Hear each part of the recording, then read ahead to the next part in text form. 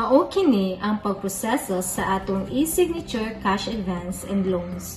Una, makadawat kag email from Samofund Lending Corp. Ikaduha, kliko nimo ang link nga naka-blue highlighted nga document nga imong butngan og electronic signature og selfie. Ikatulo, basaha og sabton nato ang document nga atong permahan. Kung okay ka, ay sa pa ka mo perma og selfie. Naatanan sa taas nga toolbar ang kinahanglan nato. Kliko ni una nga icon para maka-perma. Pwede nimo usbon ang perma if dili ka satisfied. Imo ra ni pinduton ang clear, dayon mo perma na sad kag usab.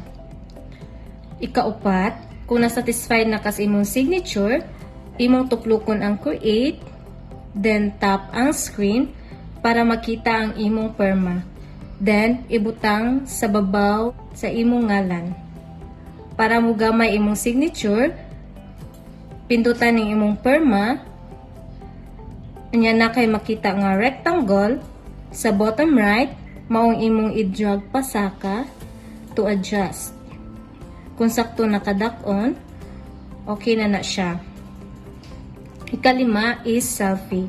Mas maayo og naa ka sa landag nga area para dili blurry or ngit-ngit ang kuha sa camera. Klika ni ikatulong nga icon para sa selfie. To capture, tuplukan na sad ang create, then tap ang screen para mugawas na sa to ang imong picture. To resize, ari na po ka sa bottom right, imong i-drag pasaka, antud sakto na siya kadak-on. Imo siya ibutang sa ubos nga naay bakante.